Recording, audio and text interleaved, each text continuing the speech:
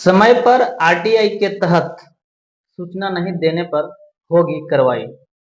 ये सब जानने के लिए मेरे साथ आरटीआई एक्टिविस्ट राकेश राय जी हैं। हम बात करेंगे, हमेशा आरटीआई के मामला उठाते रहते हैं। सबसे पहले स्वागत है सर, क्या कुछ कहिएगा?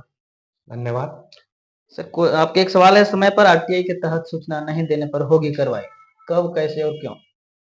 सर, इसमें क्या होता था, प्रॉब्लम क्या हो रही है? जैसे आरटीआई हम लोगों ने सैकड़ों आरटीआई लिया हुआ है, हर बार आते रहती है, लेकिन प्रॉब्लम ये होती है कि जब आरटीआई मांगो ना तो वो विलम्ब करने लगते हैं। फिर हमें प्रोसेस में जाना पड़ता है, फिर एक महीने बाद आओ, फिर अपील में जाओ।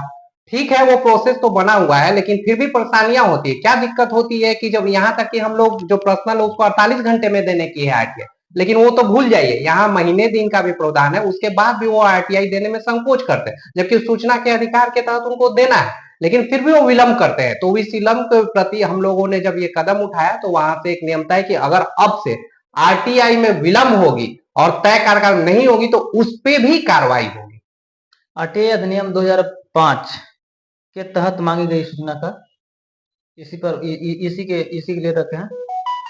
हाँ बिल्कुल, ये जो 2005 में आरटीआई बना हुआ था, और यही आरटीआई ये जो जिससे कि आम जन सूचना प्राप्त कर सकते हैं, क्या कर रही है सरकार, क्या नहीं कर रही है। जब हमारे तरफ से लोकतांत्रिक तरीके से सरकार बनी या फिर लोगों के लिए बना हुआ है, जनतांत्रिक कहिए, लोकतांत्रिक कहिए, लेकिन जब हमें सूचना का अधिकार का हमें हमें मौलिक अधिकार जो मिला हुआ, अगर उसका हनन होने लगता है तो लोग बिगड़ने लगते हैं, हमारा शासन प्रशासन बिगड़ने लगते, कोई पूछने और जानने वाला नहीं है। क्योंकि जब हमें सूचना के अधिकार, जब हम सूचना पाते हैं तो पता चलता है कि सरकार हमारे लिए क्या कर रही है, हमारे द्वारा चुने गए जो नेता है वो हमारे लिए क्या कर रहे हैं। और जब ये लोगों के बीच में जाता है तो कौतूहल का विषय बन जाता है और विषय विषय पे चर्चा होती है। क्योंकि जब आप लोग जागृत नहीं होंगे और जानेंगे नहीं, तब तक आपका ये सरकार हो या फिर कोई भी पदाधिकारी वो निरंकुश होते जाए।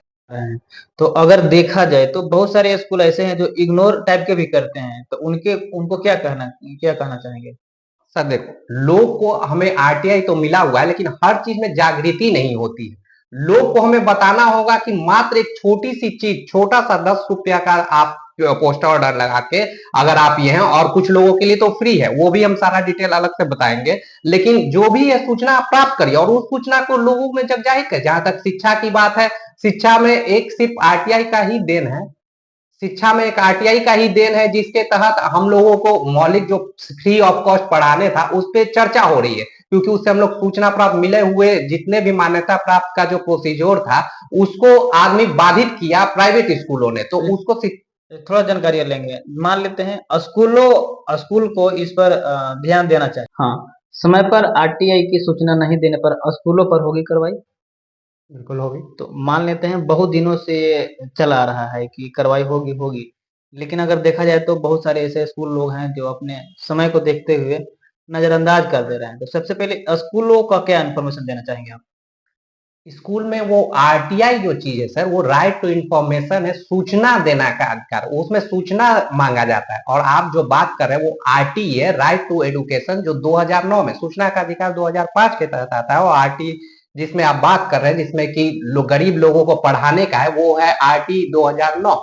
उसमें ये प्रावधान दिया हुआ है कि किसी भी स्कूल में, प्राइवेट हो सरकारी, 25% बच्चों को पढ़ाना है। अगर वो 25% बच्चों को, गरीब बच्चों को स्कूल में नहीं लेते हैं तो उन पे कार्रवाई का प्रावधान है।